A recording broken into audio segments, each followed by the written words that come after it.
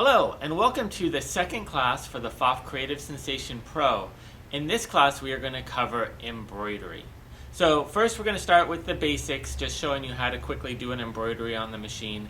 And then we're going to go in depth into the embroidery aspect of this machine. We're going to talk about every button, every function. We're really going to go through the entire embroidery side of the machine. So get your machines out and let's start learning. First, I want to show you how we go between sewing and embroidery on the Pfaff. It's really quite easy. At the corner of the screen, we have a little toggle. The embroidery hoop represents the embroidery side of the machine, and the sewing foot will take you back to the sewing side of the machine. You'll notice that when you select sewing, the embroidery arm moves out of the way. Now you can use this whole surface here to sew with. But we're going to be talking about embroidery, so we're going to go back over to the embroidery. I just wanted to show you that toggle to teach you how to go between the two. When you do have the embroidery unit attached to the machine, when you turn on the machine for the first time, it'll automatically start you in embroidery and not in sewing. But that's your little toggle there. So to set up for embroidery, we need to first attach our embroidery foot. Now this is the Pfaff Creative Sensation Pro with the active stitch technology, so that means this is going to be the embroidery foot you're going to work with. You are not going to use the little pop-on Sensormatic foot, which I'll show you here, like you maybe would have if you had a previous version of this machine. Maybe you had the Creative Vision, you would have used this foot. You do not use this foot on the Creative Sensation Pro. This is the foot that you're going to embroider with. So just make sure you put on the proper foot, because it does affect how the machine embroiders. So I'm going to zoom in here and show you just how to attach the embroidery foot. Okay, so we're going to attach the embroidery foot now. So if you've been with Pfaff for years, you probably already know how to put on this foot. But if you haven't, you need to know, because it is not that obvious. It is not a screw-on foot, which is something I really like about Pfaff. They try to make it so that you don't have to screw on large attachments on their machine. Most things just pop on. So the way that this foot works, so let me point out a couple things. So if you look at this foot here, there is a little metal rod right there on the foot itself. That rod is going to go into the hole on the back of the ankle, right where the quilting guide would go, right there. And there is a little screw, little finger screw right here. So you need to make sure that little finger screw is loose enough so that that bar can go into that hole. And then when it's in there, you tighten that screw down and it'll hold it on. So let me show you just how I do this, and then I'll give you a few pointers. So then you slide it on, just like that, until it goes all the way on. Hopefully my hand wasn't in the way for that. Let me just pull that back off again so I can show you. Slide it on, just like that, and then use your other hand here to tighten down that little screw. Once that screw is still tightened down, that's it. It's attached, you're done. I made that look easy, but let me show you a couple little tricks here. Because what you are dealing with on this is you're fighting this spring-loaded arm here. And this spring-loaded arm is going to touch the needle clamp screw, so that when that needle goes up and down, see, it's going to raise that arm up and down. This is where people may have some difficulty trying to attach the foot, because you're kind of fighting that spring a little bit to get it behind that arm. So I'll show you a couple tricks. One is, when you are attaching this foot, you might try lowering the needle a little bit. You don't want to bring it too far down, because it's going to hit the metal ring on the foot, right? But you want to bring it down about as low as you can without it hitting that ring, because that's going to take a lot of the tension off of that spring arm, this spring arm right here.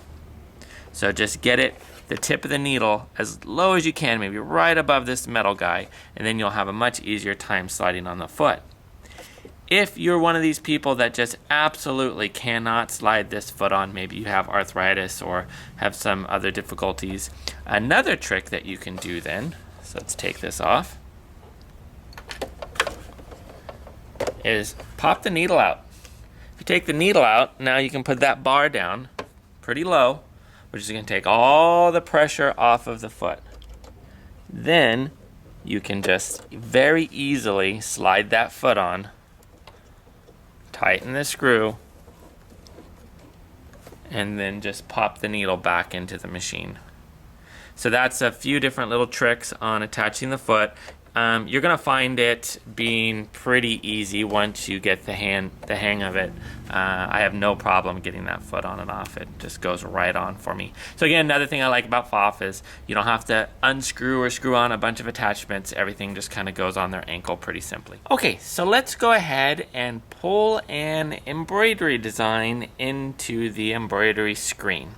So if we're going to work with the built-in designs, we can go right down to the menu button at the bottom of the screen there. And then these are some of the built-in designs. So the picture here, the tab with the sewing machine at the top, this has kind of all of the standard built-in full-size designs. And I'll just page down so you can kind of get an idea of how many are in this machine.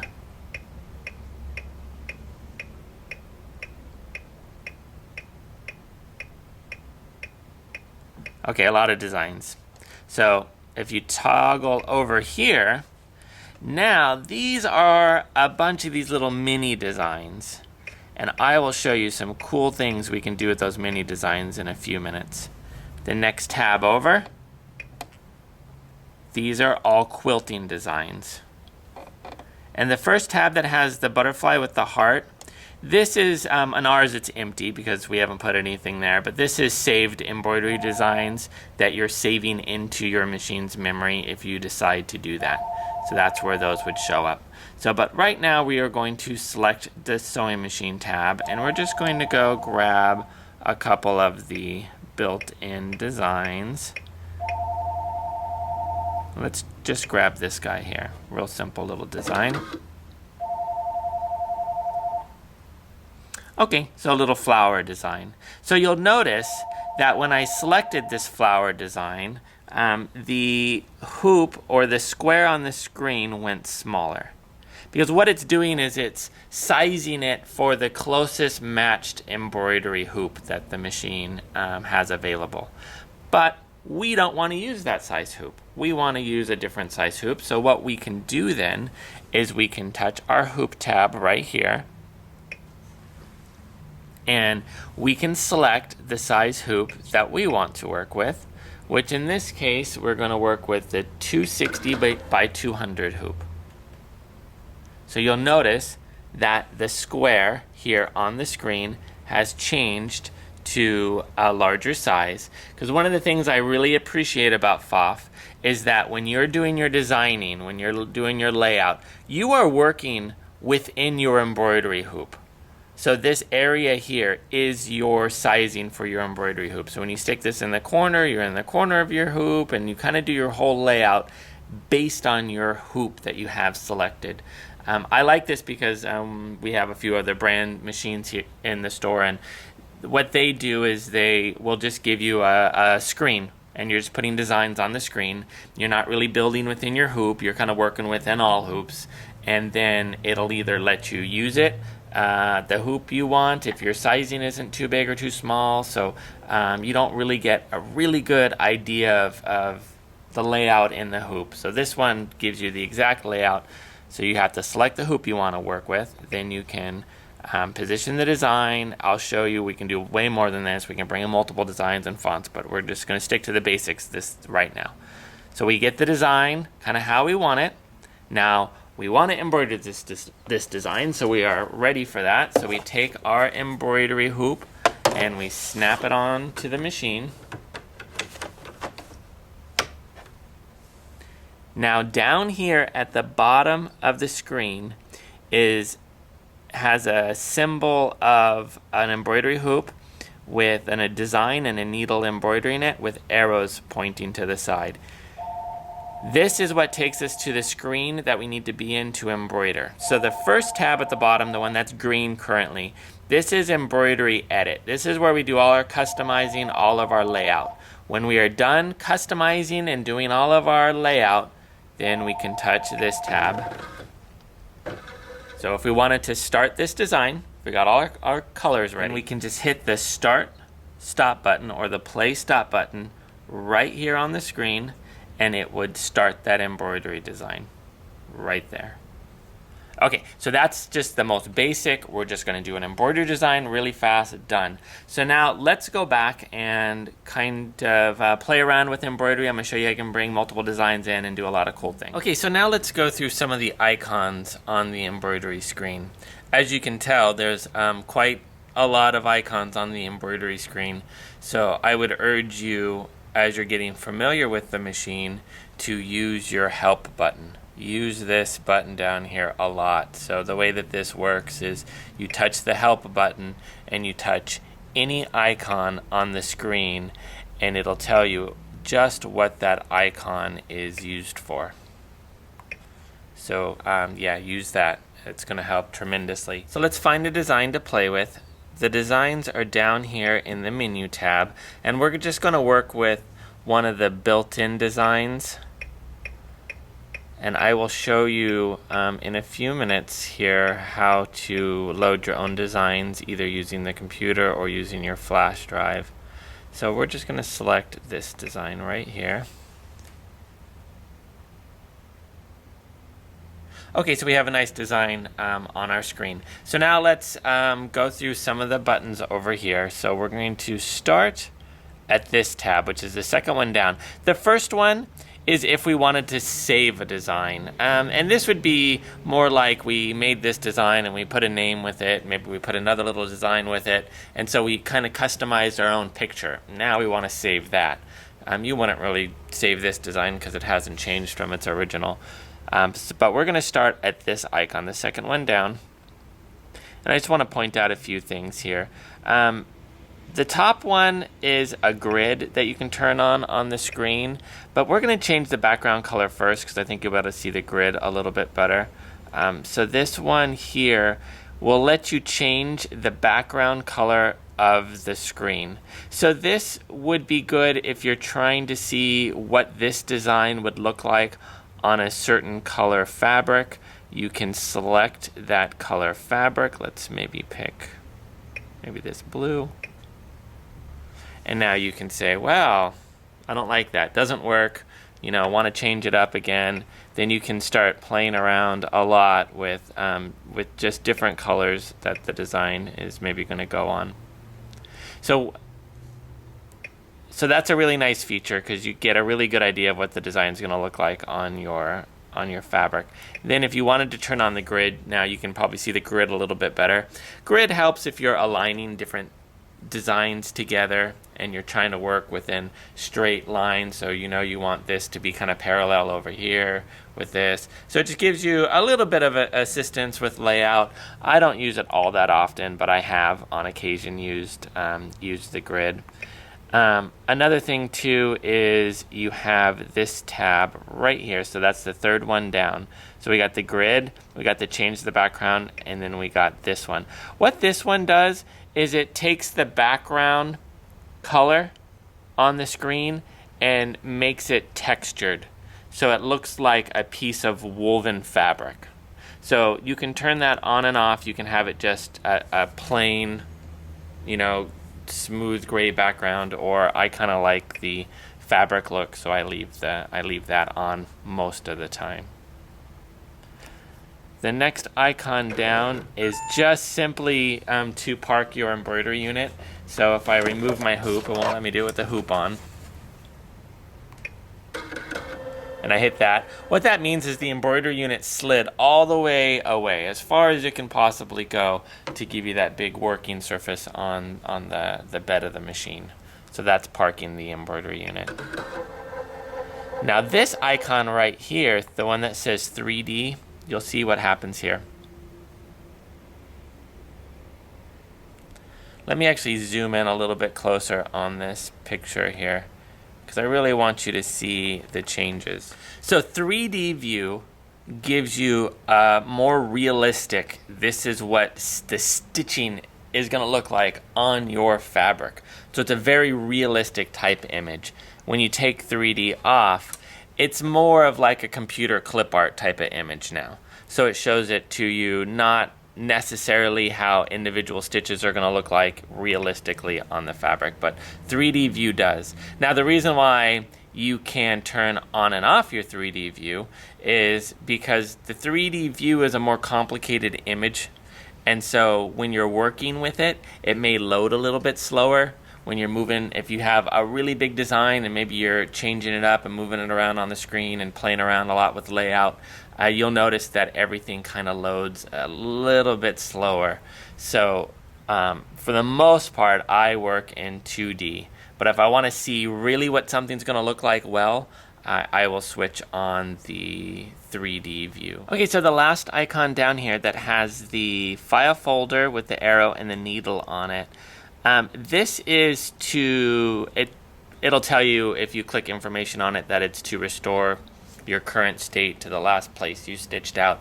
It's a little confusing by the description, but what it means is there's a setting that you can turn on in your tools menu. So this is your tools menu down here at the bottom. So if we touch that, okay, and it is called auto save current state. And if you notice, I have it turned on. This is a really cool feature because what it means is if you are embroidering a design and you did not finish that design, that design would be saved into the machine's memory for you to continue at the exact point that you stopped the design. It's also a nice safety because as you're embroidering, it's taking readings of your design every few hundred stitches, so that if something does happen, like a power outage, or somebody accidentally unplugs the machine, or there's something happened and the machine froze, you can get back within a few hundred stitches of where you left off. It doesn't matter if you move the designs around, it doesn't matter if you combine designs together. It's a great safety feature. Now another cool thing too is that it's not just going to clog up the machine's memory with a whole bunch of these unfinished designs. It's really just for one design back. Now you can save as many designs as you want into the machine, but for the autosave, it is really just the last design you were working with. So the last unfinished design will always be saved in the machine's memory. Now if you start another design and you don't finish that design, then your old design will be replaced by the new unfinished design. So it's really just a one design back. Nice safety feature. So let me show you here. So I'm showing you that because we're working, remember, in this tab here.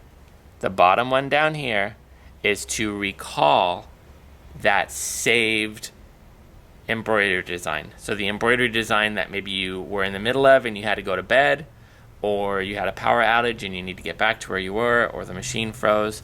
All you're going to do is you're going to touch this right here. It's going to ask you, do you want to restore current state? You hit the check mark. It's going to go find the last saved design in the machine. Notice it's not the design I had on the screen, because we've never tried to start that design. This is the last design that I started that I did not finish embroidering. This is the exact position it was on the hoop. This is all the information. If I re-click in my hoop with that unfinished design and hit start, it's going to continue right where it left off. So really neat feature. But let's get back out of here. We're not quite to this screen yet. This is embroidery stitch out screen. So we're going to just go ahead and trash can that. And let's go back and get that design we were just working with because it got replaced by the other design.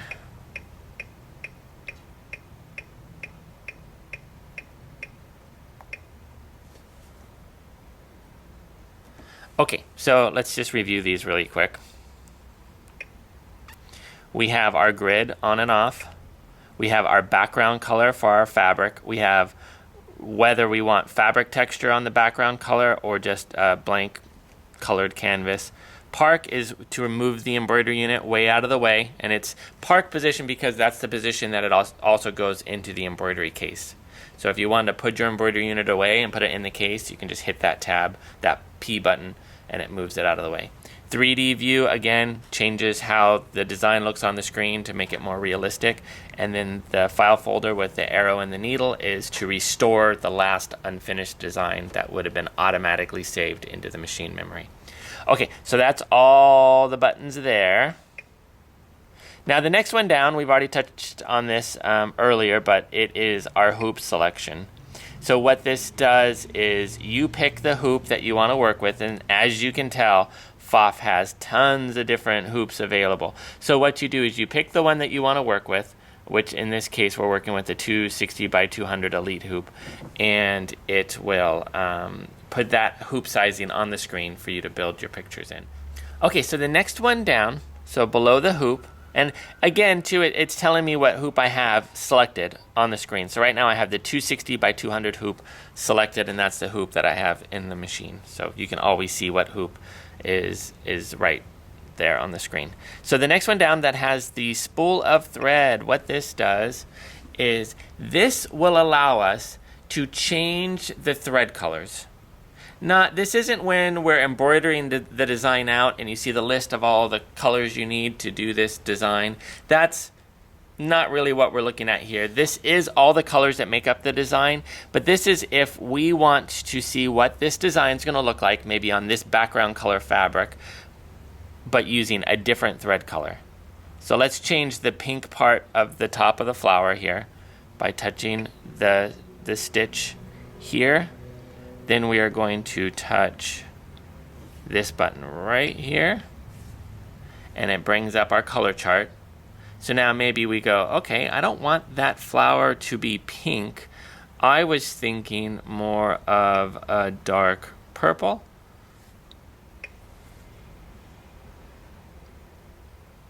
So now we go, okay, you know what? That looks a lot better on that fabric. I kind of like it. That green here for the stem and the leaves is just a little too light. So I want to see what it's going to look like if I make it a much richer green.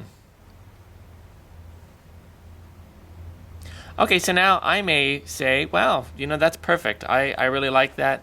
I'm going to go with it. And then it has changed those colors. So when you're embroidering, you can put in any color you want, right? But this is more of a visual thing. Pfaff is really nice with letting us see this is what the design looks like on this color fabric, and this is what the design looks like with these colors that I want to work with. I'm not going to work with the recommended colors of the design. So you can get a really great visual that way. So again, that is done by touching the thread icon right there. Okay, we are going to now, we got a few other icons over here to play with. But we're not going to play with this design with some of these other icons. I just wanted this design for the first part, and you'll kind of understand why as we get to these other icons. So let's trash can this design. So if we touch our trash can button just really quick, it will delete whatever we have on the last design we were working with on the screen. If we hold down our trash can button, so notice there's a little triangle in the corner of the trash can. That means if we hold it down, it'll ask us if we want to delete everything on our screen. But we only have one design on our screen, so we only have one thing to delete, so we'll just touch it once and that'll go away. So let's go in and let's select the design. Okay, let's maybe select this design right here. It's just a simple design. It's not terribly big, but we want it larger, or we want it smaller. So I'm going to show you the resize program. So we're going to skip this icon here, this icon here. We're going to go right down to the one that has the butterfly in two different sizes, small and large. So when we touch this icon, we turn on our resize program. So the easiest way to resize is to actually just grab the design and stretch it larger. Or you can stretch it smaller. You can go whatever direction you want. In this case, I'm going to make the design larger because I want it to fill my embroidery hoop. Okay, so we see the design there. Now if I hit my check mark button, it is going to take less than a minute usually, because it needs to recalculate all the stitches. So this is not scaling. Scaling is where you take a design and you stretch it bigger or smaller by 20%, but it doesn't change the amount of stitches. This is actual resize, so it's going to recalculate all the stitches to make the design look the proper way on the fabric. So if this design, for instance, right now it has 9,690 stitches. I didn't see what it was before, but it was probably more like 6,000 stitches. So it added the necessary stitches to make the embroidery design resize properly. So that is the resize program, which is right there. Let's go ahead and we're going to trash can this again, and then we're going to play with a few other little things here. So let me get rid of that design.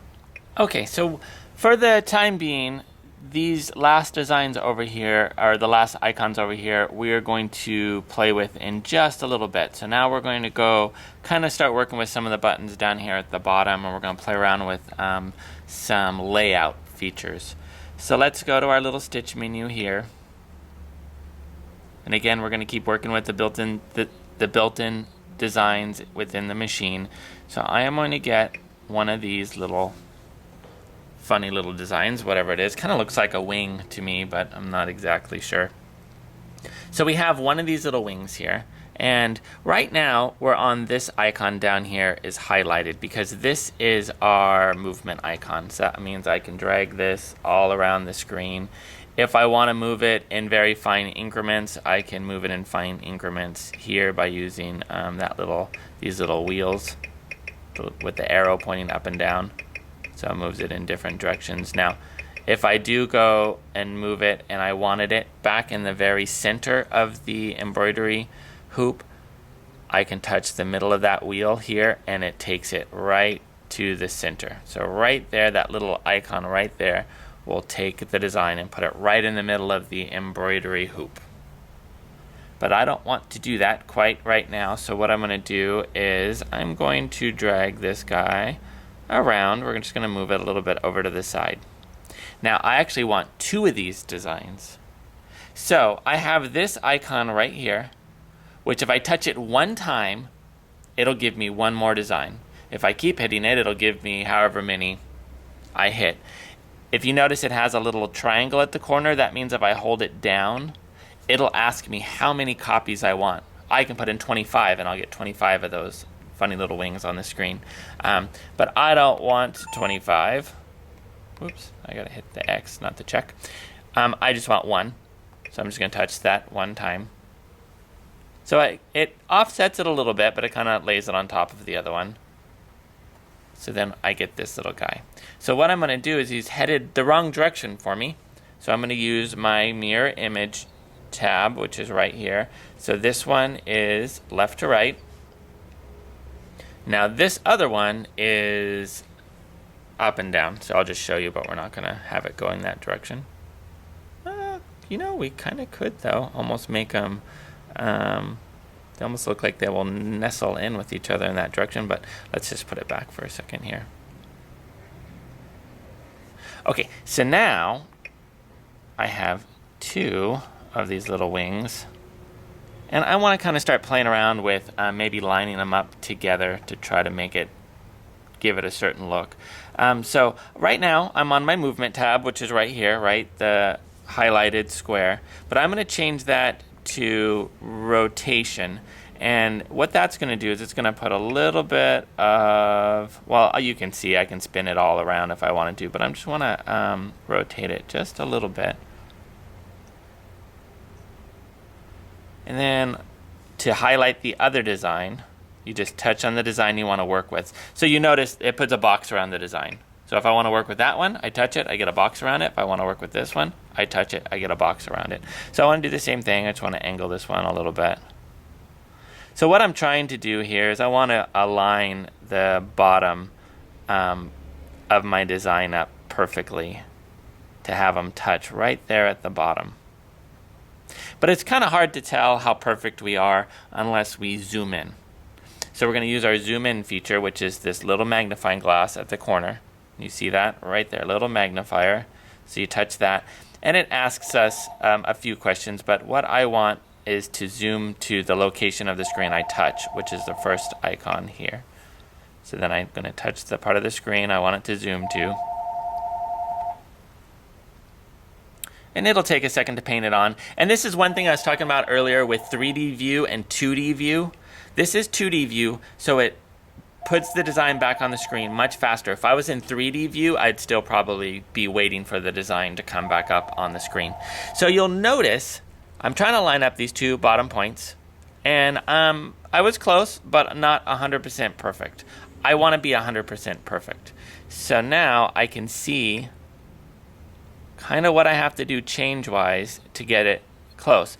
I'm kind of running out of room on my view, so then I can use my pan feature, which is this little hand on the screen. What this is going to do is it's going to change my view, but it's not going to change my design positioning, the position of my designs at all. I'm just changing where I see the designs on the screen. Okay, so now I'm going to go back to my rotate tab, and I'm going to keep rotating this design. But what I'm noticing right now on my design is that I am actually a little bit low. Yeah, kind of went a bit too far, didn't I? So let's bring that back a little bit. So let's bring that design up. So I'm going to go back to my movement tab. And this time I'm just going to use my little scroll wheel because I just want to move it a tiny amount. Ooh, I'm very, very close. Okay, so now I got my two little tabs lined up. So let's see how that looks so we can zoom back out. So I touch my magnifier, and then I'm going to zoom out to the hoop. I'm going to see how I did. Okay, so now I got the bottom 2 points on those lined up pretty well because I zoomed in really close. I was able to move the design and tweak it around to get the picture just how I want it to look. And that was kind of the look I was going for. I was trying to get give it a look of wings. So that is how you can zoom in really close. That's how you can select a design and then click your movement screen to move the design all around. Or I can click rotate and I can rotate the design. Pan is where I change my view. And then you'll notice here I have a white arrow pointing backwards. That's an undo button. Because this happens to me a lot. I think I'm on movement and I'm on rotation or something. And so then I take this and I go, whoops, I didn't want to do that. I can just hit my undo button and it will take me right back there. If I made a change that I meant and I undid it too many times, I can just hit my redo and it goes forward.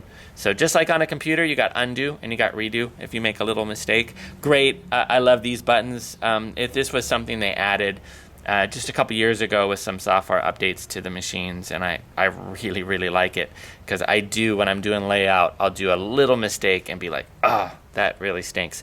But hitting that takes me right back to where I was. So undo and redo, movement, rotate, pan.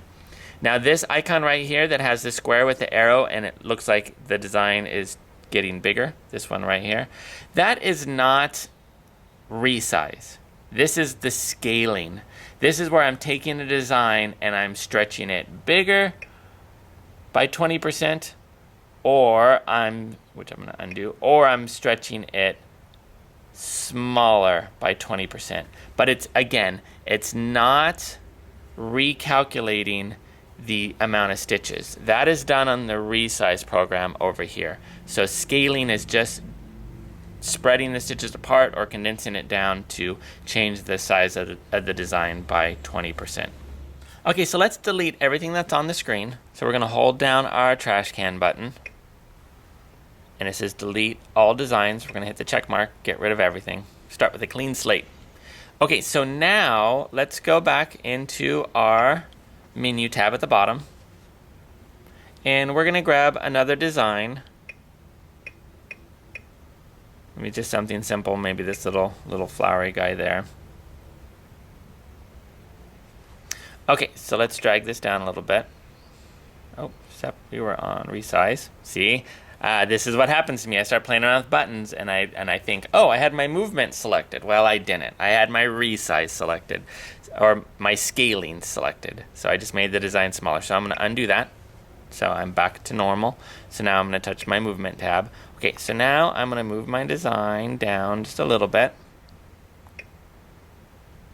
So now let's go back to our menu tab at the bottom. And let's click on our fonts. So that's the A at the bottom of the screen. So now you'll see there's a lot more fonts than there were when you're in sewing mode, because now we have embroidery fonts added to it. You can still work with the sewing fonts, so those will be just your really tiny fonts, but then you have all of these really nice, beautiful embroidery fonts. Now I want to take a second though to talk about embroidery fonts. The neat thing is you see all these embroidery fonts in the machine, and it's a good amount and they look really nice. You have a lot more available when you buy this machine, or if you have bought this machine. On Pfaff's website, there is a couple free downloads.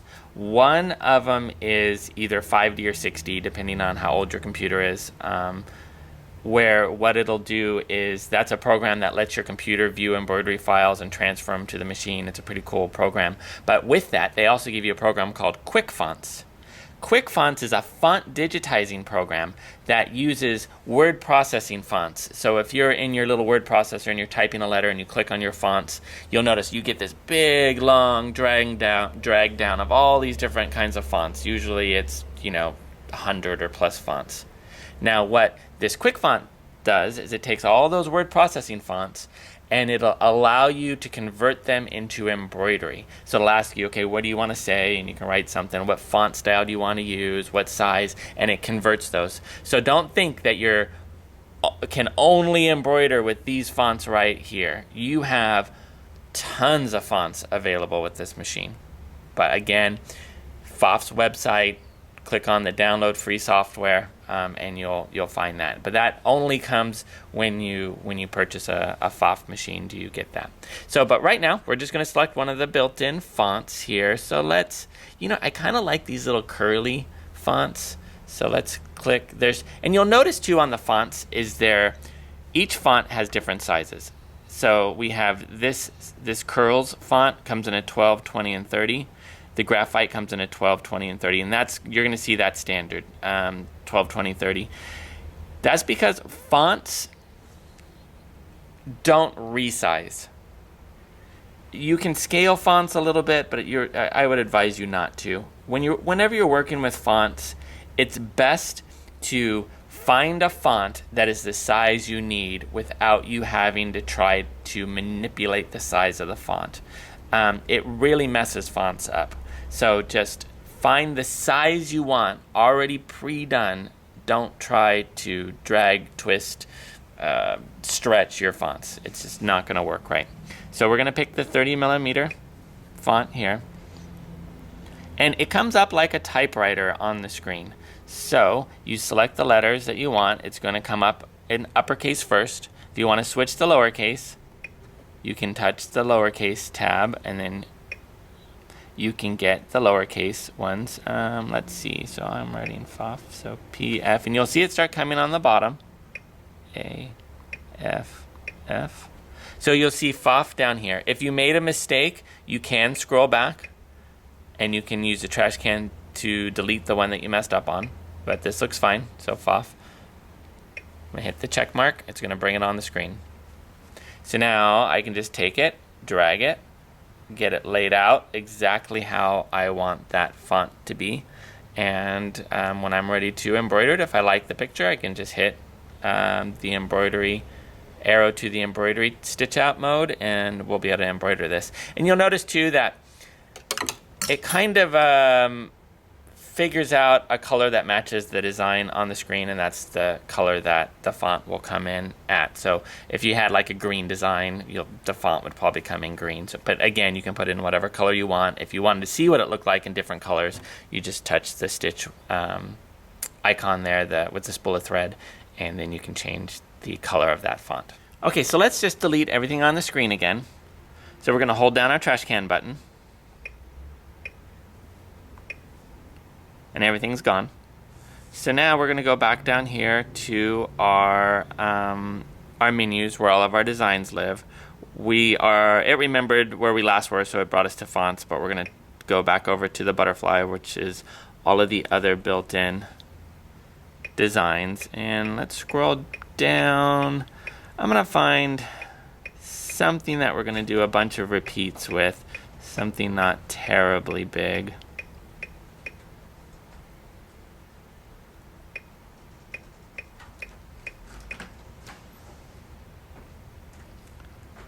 Oh, I don't think that elephant is too large. Okay, yeah, elephant's pretty small. Okay, so we get the little elephant on the screen, and let's say we got a bunch of the elephants. So we got this one here, and we have this one here. Let's actually, let's get 4 elephants. And I'm going to show you a few different things that we can do with these elephants. So first, if we have all of these elephants on the screen, and let's say you took a lot of time and you got them all laid out in the order that you want them perfectly, but you notice they're not in the right position in the hoop, that's where some of these tabs up here comes in. We can hold down this tab, and if we hold it down, you'll notice a box goes around all the elephants. That is so that we can move them all as one grouping. See that? If we want to turn that off, you can just uncheck the green, and then we go back to having one box. If you touch this guy here, you can kind of start to just get different selected elephants, and you can maybe select 2 at the same time, and then you can move just those 2. So that's these little tabs up here. But for the time being, we're going to turn those off and just have it so we can select individual elephants. So now I have 4 elephants on the screen, and the reason why I chose 4 is because I want to show you how you can perfectly place things in the corner of your embroidery design. So if I take this elephant and I go way outside of the boundaries in that corner, right?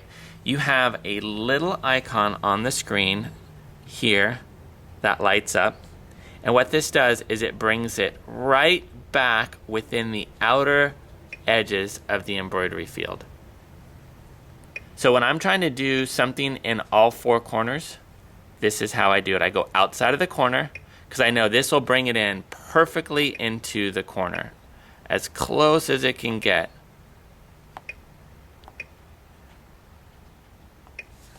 By using that tab. And it only lights up when the design goes outside of the boundaries.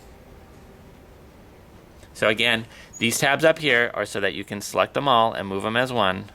And then this tab that will only light up when we're outside of the embroidery area, and it brings it right back within the closest area to the outside of the hoop. Okay, so let's delete all these elephants. So again, we'll just hold down our trash can button and we'll get those all deleted there. Okay, so now we're going to play around with our shaping tab, which is this tab right here that has the 3 butterflies in a half circle.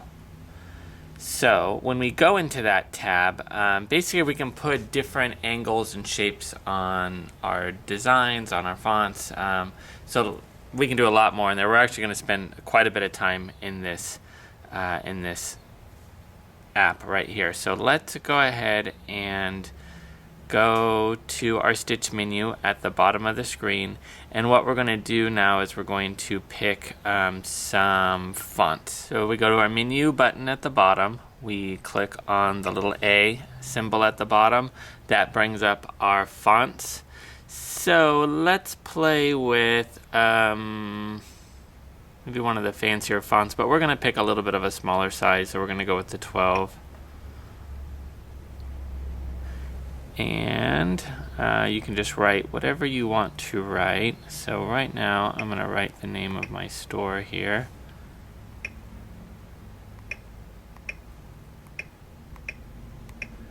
Village, and I'm going to put a space there. Go back to a capital S, then lowercase.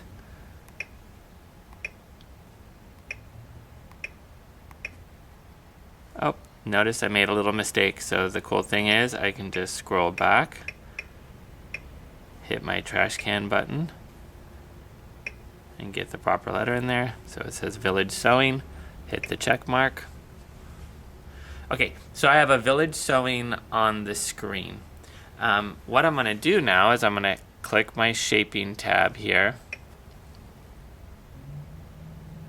And this brings us into our shaping screen. So we're going to spend a lot of time in here, but the first thing we're going to do is we're going to take this name or this Village Sewing, and we're going to make it into a circle. So if I touch my circle tab here, it's going to put it around in a circle. Now, that's not really what I wanted. What I want is for all those letters to be grouped together on one half of the circle. Now I can do it like this, where it's just perfectly spaced out in the circle, but we're going to group them all together. And we are going to do that by touching this tab right here that has the 3 little boxes on it. And those 3 little boxes, right now, this shows that all the characters are evenly spaced in that first box. So I can either have them grouped together in one direction or the other direction. It really doesn't make that big of a difference because I'm going to rotate it anyway. So the big thing that I wanted to do is just get them grouped. So okay, so right now they are grouped together. So I'm going to click my rotation tab, which is the kind of the arrows in a half circle. So that tab right there. And now I can just drag on my screen and I can drag the name the direction that I want it to go.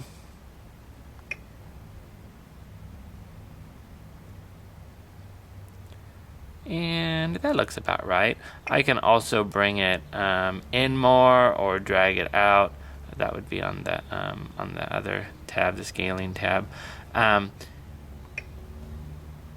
But I think that's about where I want it to be, so that looks good. So we're gonna hit the check mark in the top corner. Okay, so we see our half circle Village Sewing there, right? So now let's go back to our letter tab, which is in our stitch menu button. We're gonna pick that same font.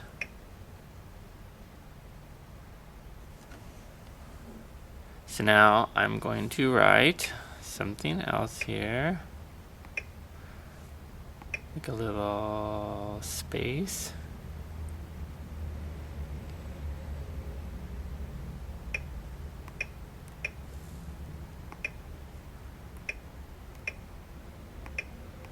So I put is the best. Okay, so now it's going to come in straight line, just like it was the first time. So we're going to go back to our shaping tab. Now this time, so we have this first circle, which puts the fonts on the outside of the circle. Since we want this font to be kind of sloped on the bottom half, it's best to select this one, which is going to put the font in the inside of the circle. So then it's still evenly spaced. We have to do the same thing. Go to this tab and we're going to group them together. We're going to click our rotator.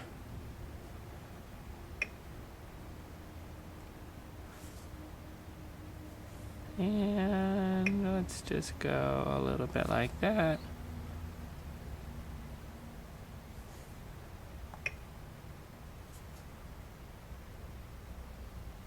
And that looks pretty good to me. Okay, so I've now made a circle, so now if I wanted to go get a little design maybe to stick in the middle of that, I can do that. Let's go find something kind of circular shaped.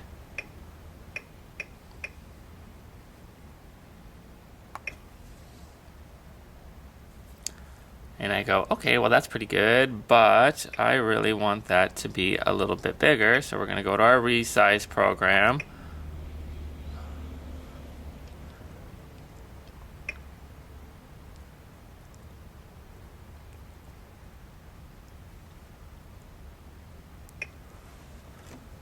And it's going to have to recalculate the stitches because again I just resized that design, which we covered resize earlier, so I didn't walk you through those steps too much.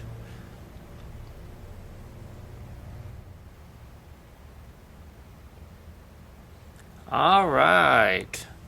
So there's my new picture, and I could have did that in a different order. I could have brought my design in first and then put my letters around it. But this worked for me, and if I needed to tweak them and reposition them, I can. So I can take fonts then and really put them in a bunch of different angles if I wanted to. Circles is what I most commonly use when I'm showing this off, is take the fonts and put them in a circle. So all of those are done here in that shaping tab. So let's go ahead and delete all of this.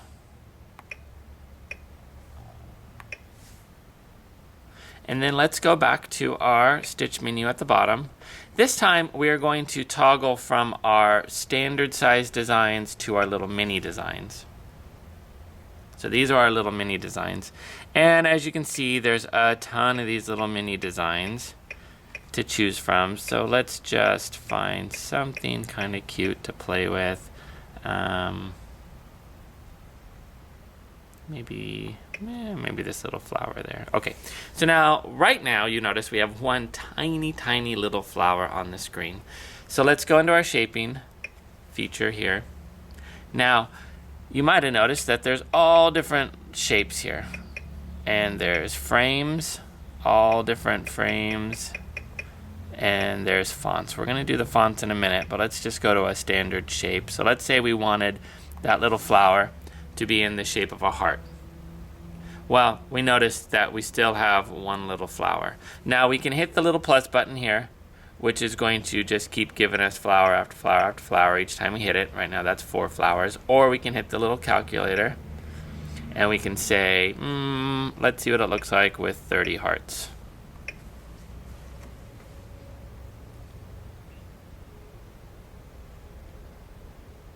See that and you go, well, I think 30 hearts is pretty good. You can also take the heart and you can drag it smaller and bring it in, which is going to compress those 30 hearts a little closer together. Or you can drag it out. When you think you get it the way that you want it to look, you can just hit the check mark button. And now you got a little heart to play with. You can put a design in there. You can mix it up however you want. But cute, yeah. So let's go ahead and delete this. Let's go back in and I'll just choose that same little design. That was a cute one. So I just want to show you too how many other choices we have. So let's do that same thing. Let's maybe get, let's first pick a frame. So instead of a heart, the same principle applies to the star. So we can pick, let's just stick around 30.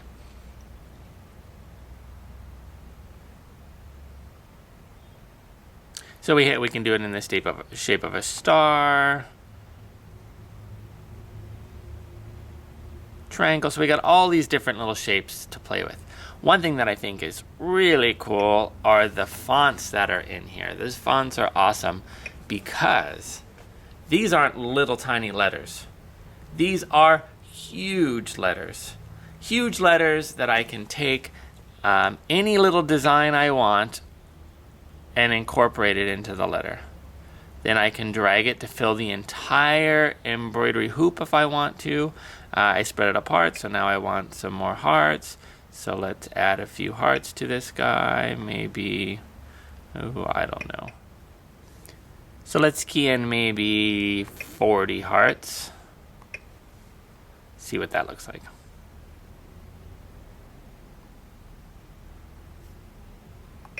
See that? So now we've got this big giant heart, or big giant letter B that has all these little flowers framing it out. So you can do some really cool things with this. We actually did these massive letters for some signs in our store. I will kind of show you, but what we did on that brings us to our next really cool feature.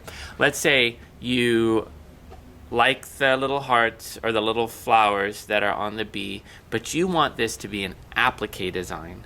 And if you don't know what applique designs are designs where you lay a piece of fabric in and then it embroiders over that fabric. You trim the edges and then it covers the edges with embroidery. Really easy, but it's a really cool technique. If we wanted to turn this B into a big applique, you touch this icon right here. This guy right here will take it and make it an applique, so it'll add a satin stitch underneath the flowers, and it'll also do all your... The way that the applique works is first it does an outline stitch and it tells you where to place your piece of fabric. Then you place the fabric, you hit start, it stitches that fabric down, and then it stops. Then you trim as close to this stitch as possible, and then you continue, and then it goes back and fills it with a satin stitch. So it adds all those commands to the embroidery. You can turn anything that you're working with in this screen, you can turn to an applique stitch just by touching that icon. And then you'll notice too, if I bring this bee into the next screen, it will have some underlay stitches. So it'll have to think for a second because it's going to kind of figure all this out.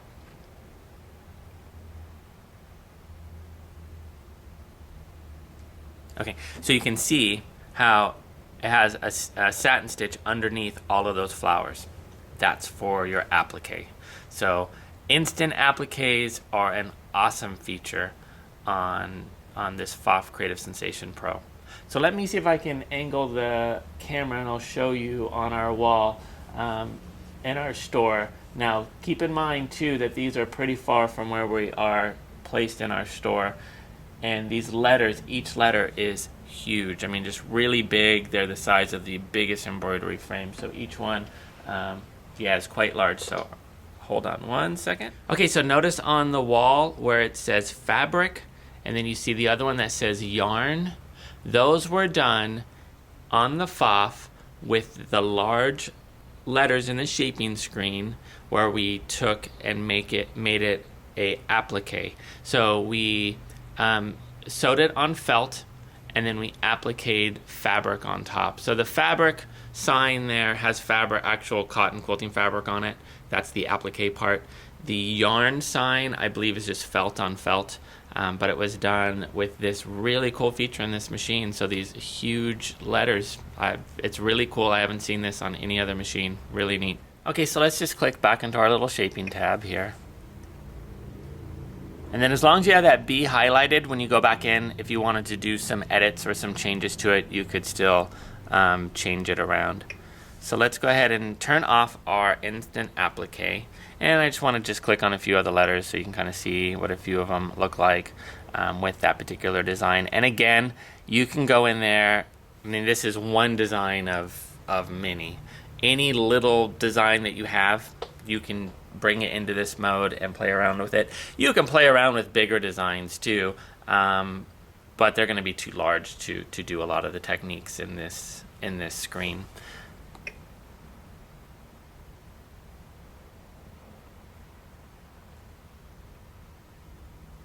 So then let's go to these little frames. These frames are kind of neat.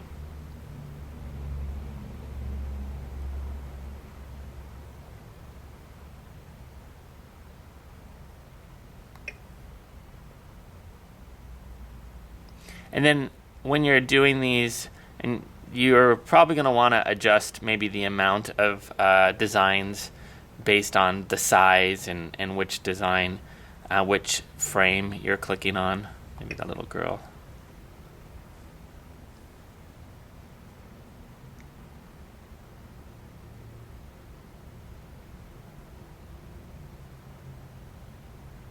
So when you're in this mode too, and you want to, you notice I dragged things bigger. You have to be on the scale tab here. So scaling, when you're in your standard embroidery screen, that's where you take a design and you drag it a little bigger or a little smaller, and it kind of stretches the stitching apart or brings it down. It's not the resize, it's the scaling. But when you're in this mode, what you're doing is you're taking the frame and you're dragging it bigger or smaller. So that's this icon right here, that's the scaling one. If you're on other icons, again, this one's movement, so you'll just move it around on the screen, you won't be scaling. And then, you know, that one's rotate, so it'll rotate in a circle. So if you want to drag it bigger, just make sure you're on the scale where you can take it and drag it to a larger shape.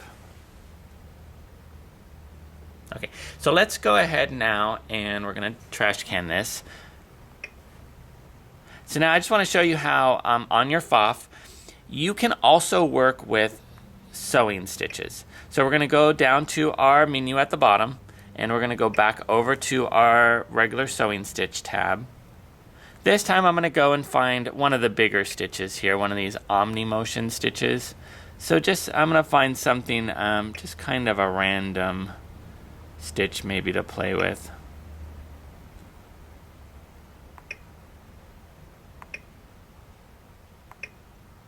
You know what, let's go back, maybe that little leaf. So sewing stitches are going to come on the screen fairly small because they're sewing machine stitches. And again, you can bring in sewing machine stitches and you can really get creative in here with some of these sewing stitches if you wanted to. So we hit the little calculator button and I don't know, let's try 25.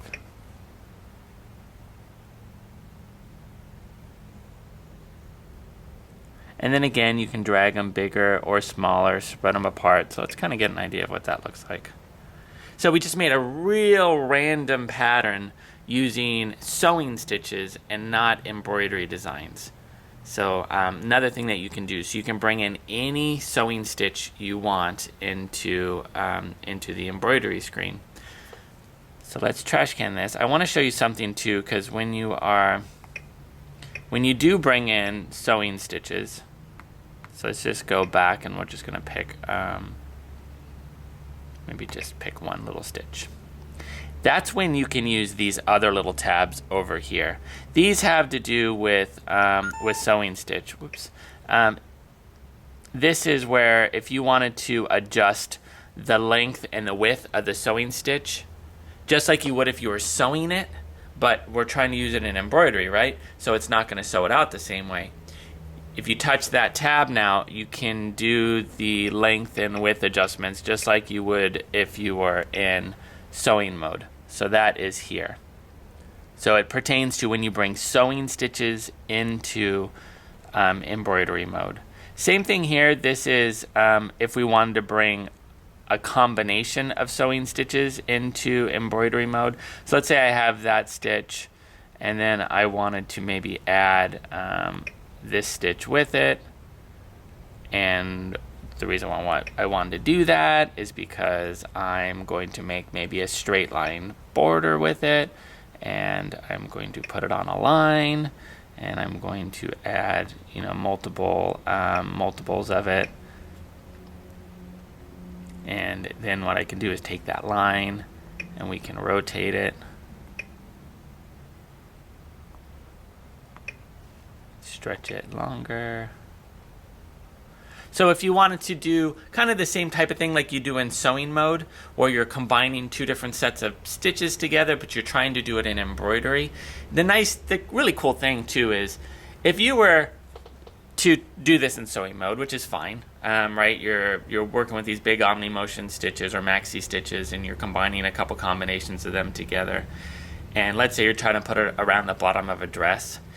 Keep in mind these patterns have to be sewn out, and so these are patterns where the feed and the fabric move in all these different directions.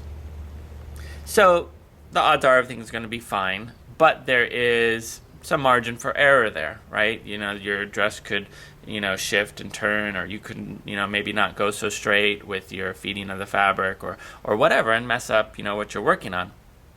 When you put stitches in sewing mode, you're or in embroidery mode, you're guaranteed that as long as you hooped them straight and got everything, in the hoop, they're going to be perfect every single time. They're going to be fed perfect because there is no feed, it's moving in the embroidery in it, so they're going to look perfect every single time. They're going to be straight every single time, so it takes all the error out.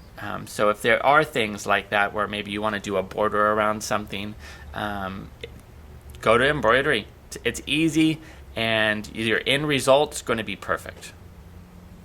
Okay, so I just wanted to show you that with some of the sewing stitches, and again I wanted to show you too with the sewing stitches, that is where some of these other icons come into play.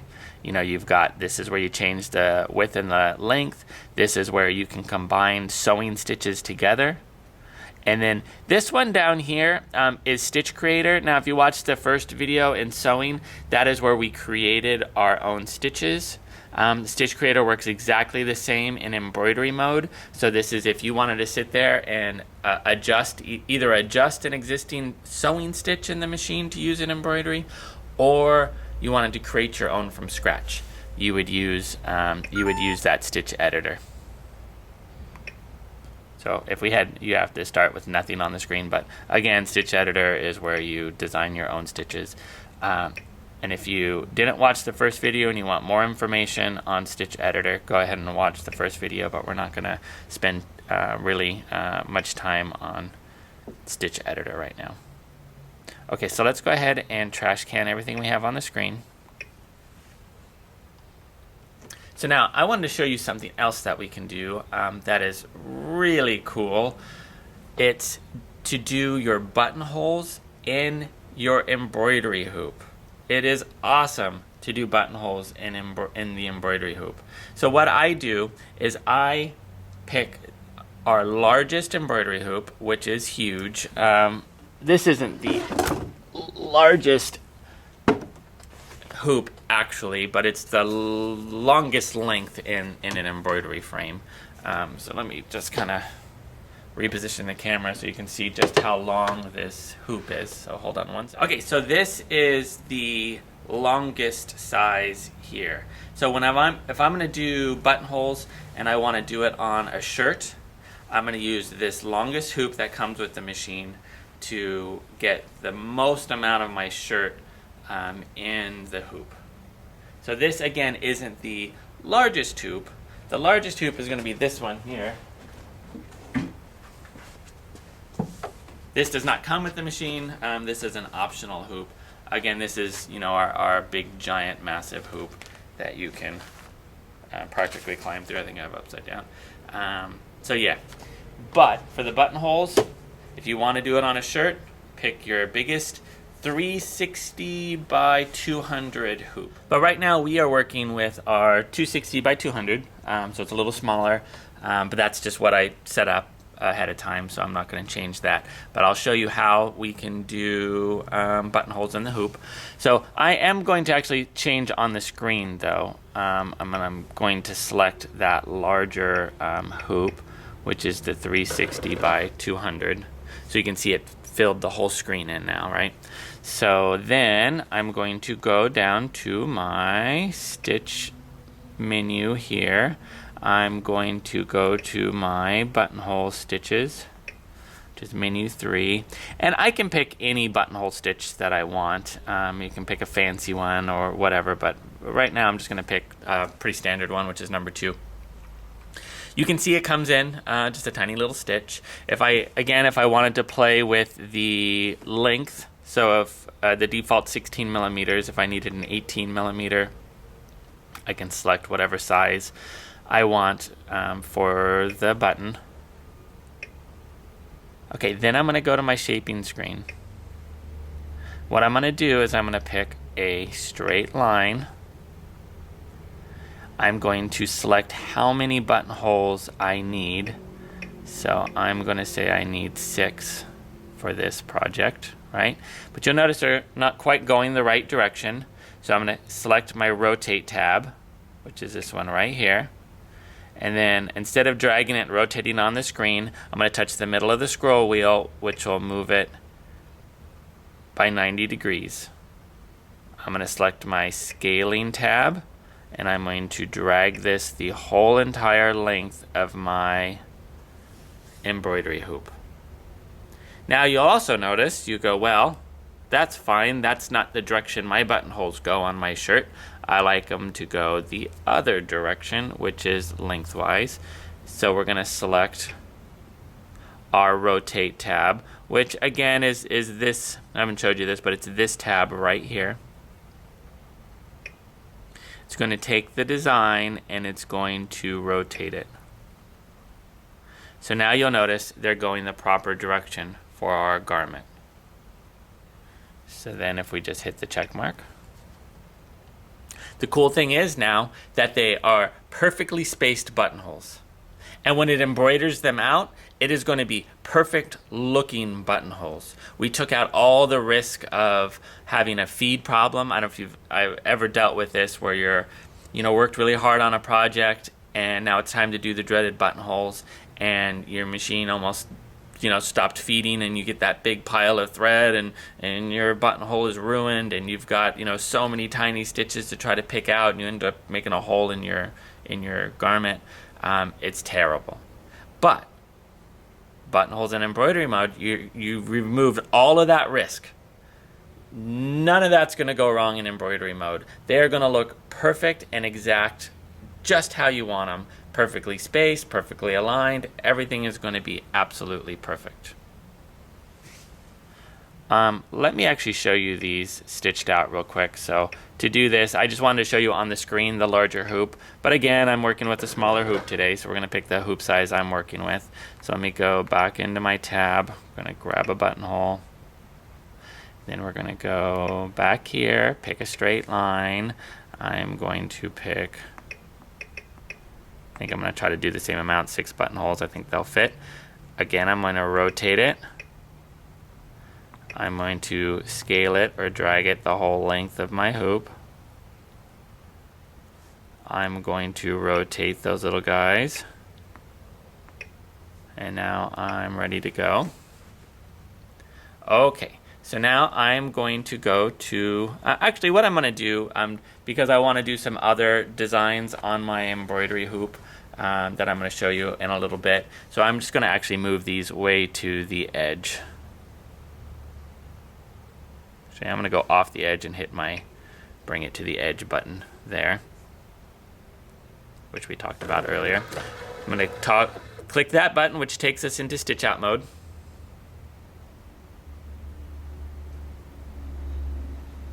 Okay, now we're going to be ready to do our buttonholes. So I'm going to turn the camera angle. Now I'm not going to cover this right now because this is going to come in a few minutes. I'm going to cover how we perfectly place our designs in our hoop. Pfaff has a really neat piece of technology in their machine that lets us perfectly align any design exactly to the stitch on our fabric. So if you're trying to put a name above a pocket, if you're trying to hoop something around a quilt square, or you're trying to do an endless design where you're trying to match up 2 designs, you can align it perfectly. You can align it more precise than any machine in the industry. We have a machine here, it starts with the letter B and it has a camera in it. That camera is neat, cannot do what the Pfaff can do with its alignment feature. No other machine can. It's really cool, but I'm going to show you that in a minute. But the reason why I'm talking about that is you might go, well, how am I going to line it on my fabric if I'm trying to do a shirt and I might not get it quite right on my shirt? No, you will. You will. But I'll show you that in a few minutes. But right now, we're just going to hit start, and I want to show you, because I'm way on the edge again, moved it way on the edge so we can do some other designed placement here shortly. But let's just start this design, and I want to show you just how beautiful buttonholes turn out in embroidery mode.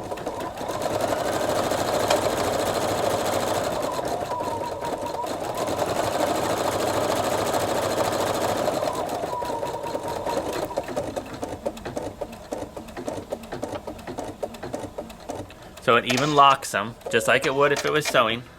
Does a locking stitch. It cuts your jump stitches.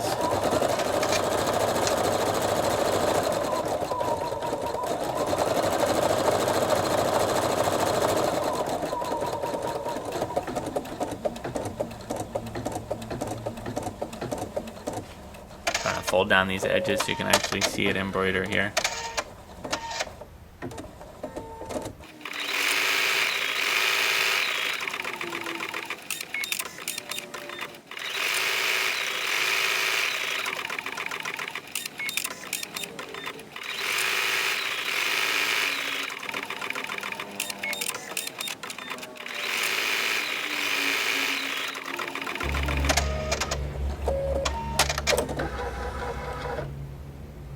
Okay, so let's take a look. So let me kind of back this up a little bit. So we have perfect buttonholes. They're perfectly spaced. Everything about these buttonholes are perfect. It's going to be easy to cut them. They're going to look professional. It cut all the jump stitches. It locked all the threads for you. So again, it took all that worry away of I'm going to mess up my garment doing my buttonhole. Buttonholes in the embroidery hoop are awesome. Best way to do it. If I had a machine at home, I usually use the ones here at the store that had that feature. It would be no doubt that's how I would do my buttonholes from now on. So really, really cool. Okay, so let's just get back to the mode we were in before, which is our embroidery edit mode, by using our toggle button at the bottom. So it takes us back out of stitch out, which we'll visit here in a minute, and back to our embroidery screen. We're going to remove our buttonholes that we have way in the corner there by holding the trash can button. And now we're going to play around with something else. Okay, so what I want to show you right now is that really cool alignment feature that I was talking about. So I'm just going to grab a simple little design, and then I'm going to show you kind of the principle behind how it works. Then we're going to go in and actually stitch out some a name on a very crooked line that I put on the screen. So right now I got this little dragonfly on the screen, right? So I'm going to go over to embroidery stitch out mode, which is the next screen over, by hitting the little hoop symbol with the design being stitched out in it at the bottom left hand corner of the machine. So this is embroidery stitch out mode, and again I'll just kind of go over a quick little layout of this screen. This is all of our thread colors here. As it goes, it tells you how long you have on each thread color in this little chart down here. I believe if you need more information about a thread color, you can just click the help button and click a thread color, and you'll get a bigger pop-up that tells you more information about the actual thread. This is our A thread, gives you the thread number, the name of the thread, and how many stitches you're going to be using in that thread color. You have a few things here. I'll just show you really quick. We have some neat stuff. One is you can switch it to monochrome here, meaning that it's going to do the entire design in just one color, so it took out all the thread stops. This is, again, some thread color where you can change the background color of the fabric and the texture of the fabric. We're going to uncheck that and put it back to having all of its stops. The next one down is kind of neat. That is if you have multiple designs on the screen and you want to color sort. So let's say I had 3 of these little dragonflies and they all use similar colors. Well, instead of it having to do one complete dragonfly and then go over here and do another complete dragonfly, you can sort the colors so that it knows, okay, I'm doing pink here, I'll go do pink here, I'll go do pink here, so that it gets all the pink done at the same time and then all the blue done at the same time. So it saves you from having to change the thread as many times. So that's done there in the color sort. But let's talk about the alignment feature here, which is this tab down here at the bottom. And this is one, if you own this machine, I would tell you to spend time to really learn this. This is one of the best features in the machine right here. And this is something special and unique to this machine. Other machines don't have this or quite like this. So I'm always disappointed when someone's had one of these machines for a long time and they don't take the time to learn this feature. So the alignment tab looks like a little butterfly with a little X next to it. So we're going to select that, and this opens up the feature in the machine. Now you have step 1 and you have step 2. And the way this works is you'll notice step 1 is highlighted and you'll see a little green cross here on the screen. Can you see that cross as I move it around? Hopefully it comes through on the film well. Let me actually change the camera view to tighten in on the screen. So hold on one second. Okay, so you might be able to see that a little bit better. So a little green cross there. So what this little green cross is you tell the machine the portion of the design that you need to line up on your fabric. So let's say I needed to line up maybe the tip of the tail right there. So then we can take the cross and we can line it up right on the tip of that tail. Now if you want to be very precise, then we would zoom in. So we touch the magnifying glass, and this first one is zoom to the portion of the screen that you touch. That's what this one means. So you touch that, you touch the portion of the screen you want to see up close, and it's going to zoom up close. So you can see how close we are because you can see the individual stitches. So now I'm going to take that green cross and I'm going to get very precise and I'm going to put it right on the tip of that tail. Now to zoom out, you can touch, again, you can touch the magnifier, and then this first one will zoom to the closest fit of the whole embroidery on the screen, but we actually want to zoom completely out to the entire hoop. Okay, so now we zoomed out to the hoop. Okay, so we took our green cross and we placed it on the portion of the design that we want to line up. Now we touch the second icon in the number 1 box, and what that does is it locks that in. So now that little cross is going to be represented by the position of our needle. So let me turn the camera slightly. Okay, so now what we do is we don't really look at our screen very much as we look at where our needle is on our fabric. So let's say I needed that little guy to be right, say right here on my frame. So what I'm going to do is I'm going to take the design on the screen, I'm going to drag it until I get that needle right where I want it to be. So then I can check and go, okay, that's perfect on my garment. So now when I embroider this out, I'll know for 100% that that tail is going to be absolutely perfectly right in that location. See how precise it is? I got it exactly where I wanted it. Now, on the screen, there is also number 2.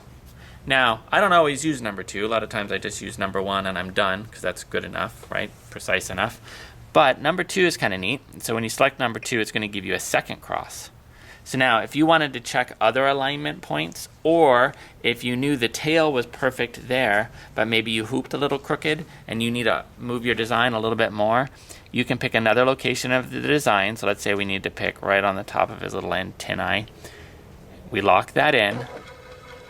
It's going to use that first cross as a reference point, or like a pivot point. So then, again, now our cross is represented by the new cross we have on the screen, or our needle is represented by the new cross on the screen. So we can just move that design and get it lined up exactly how we need it. So now we know by where our needle is on our fabric, that is exactly where the antenna is going to stitch on our fabric. It's going to be right there. And our tail, again, hasn't changed. It's still perfectly in the first position that we put it. If we want to go and check other positions, it's really easy. We can just click back on the first icon, move this over, and say, okay, where's the wing going to be?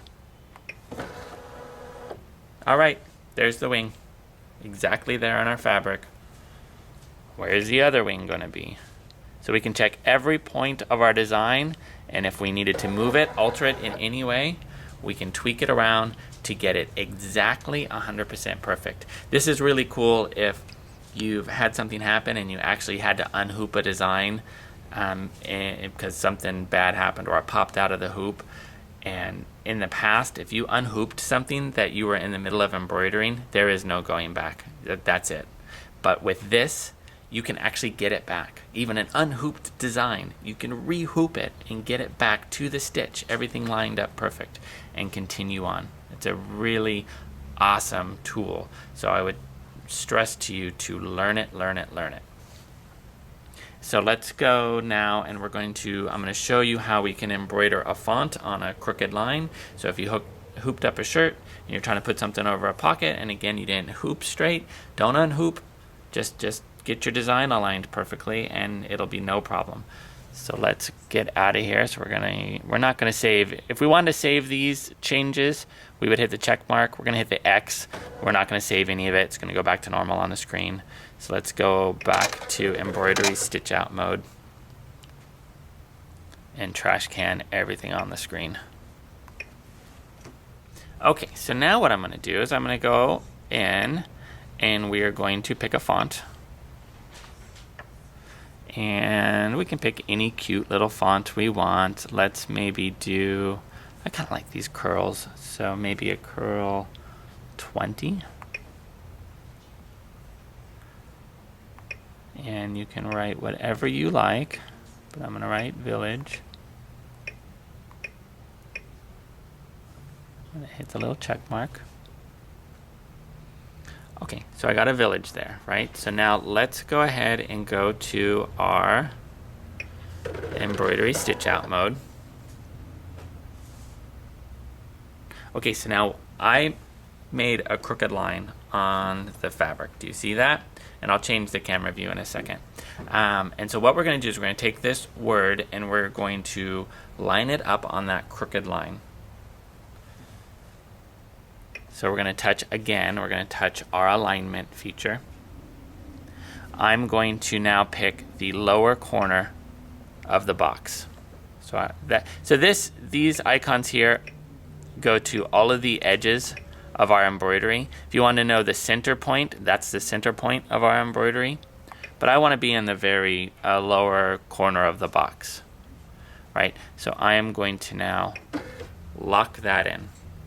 I am going to drag my design to the portion on my fabric that I want that to be. So I want it right on that line. I'm going to bring it down a couple clicks here. It's telling me my needle's too low to move my hoop. Okay, so now I am right on my line. A couple little clicks, maybe a couple more. I want to be super precise.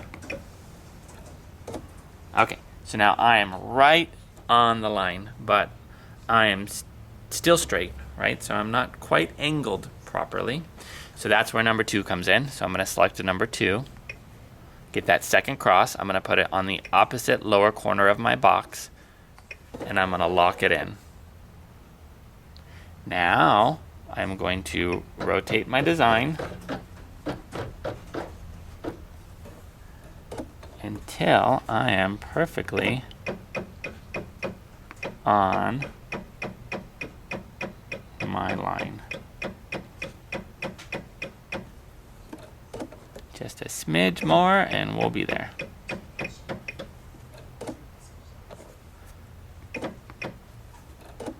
All right, that looks pretty good to me. I think we nailed it right on our very crooked line. So I'm going to hit my check mark. It tells me I need to raise the needle, which is okay because I need to move the hoop. Okay, let's go ahead and start this design.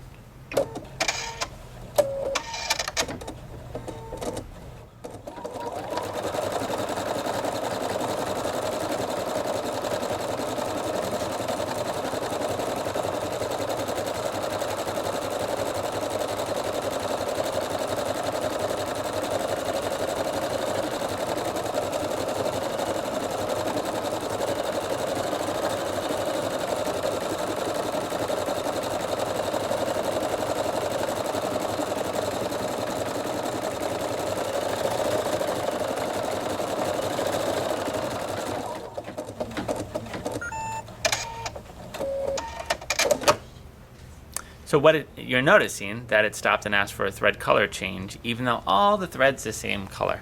When you're doing fonts, it treats each font as its own design. So when I'm doing fonts, what I typically do will either color sort or just hit monochrome, and that's going to make it do it all at the same time without any stops.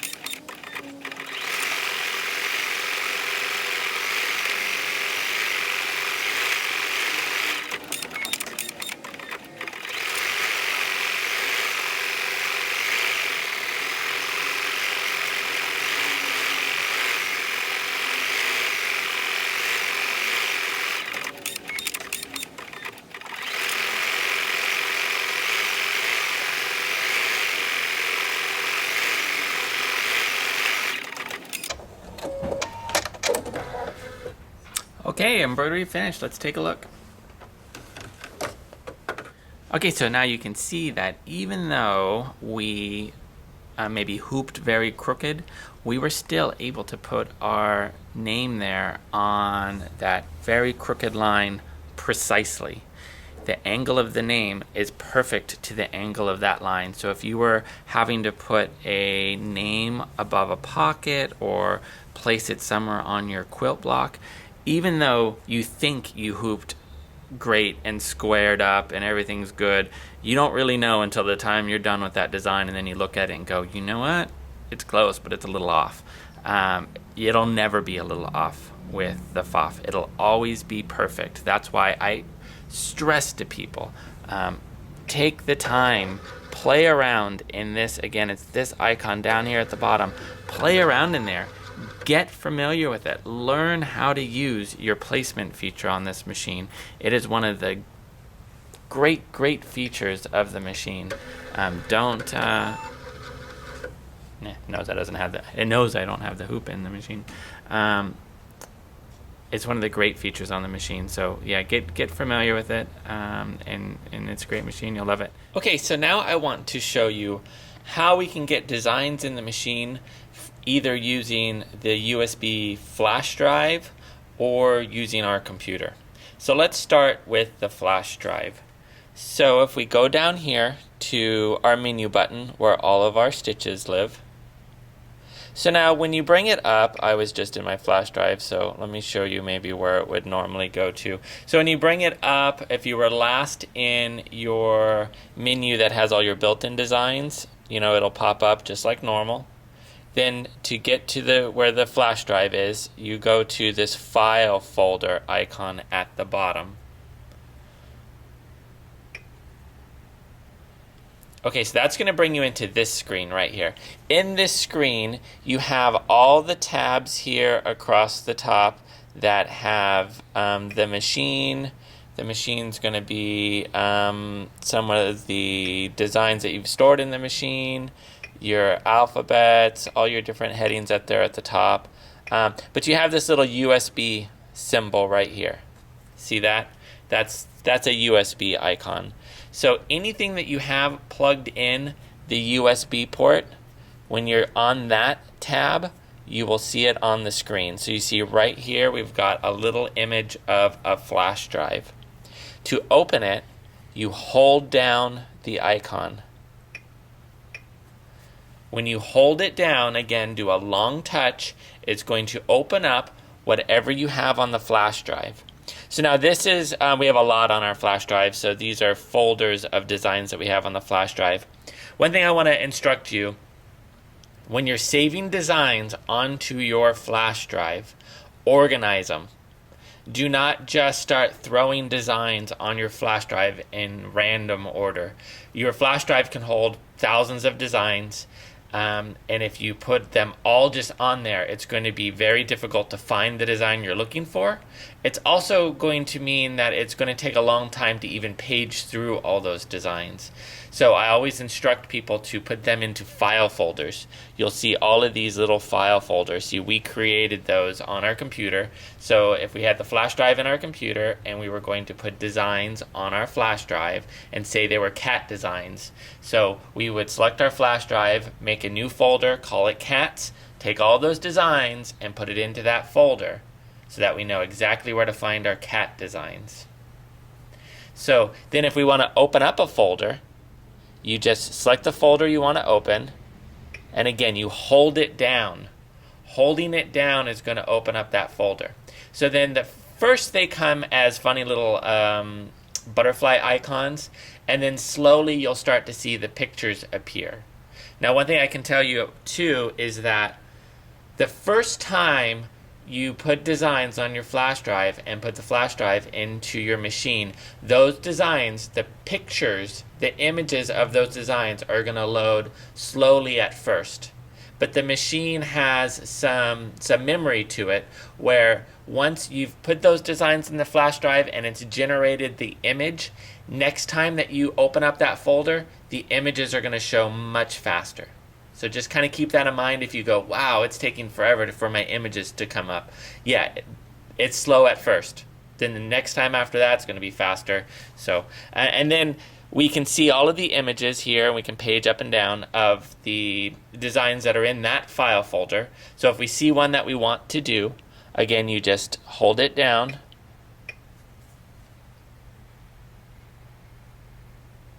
and it goes right into embroidery mode. See that? So let me trash can this, and I'll just kind of walk right back through those steps here real quick.